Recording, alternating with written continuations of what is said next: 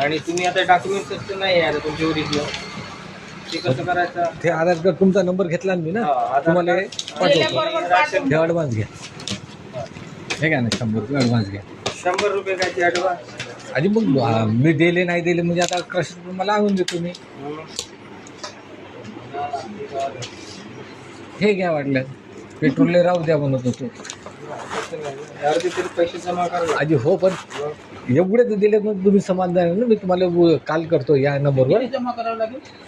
500 रुपये तरी जमा करावं लागते. बाकीचे मग लागत सर नंतर 1200 घेऊन राहिले म्हणून म्हणतो.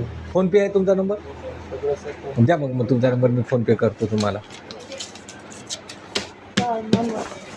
थांबा 1100 रुपये बाकी का? ठीक आहे. 200 ठीक आहे, निघू सर.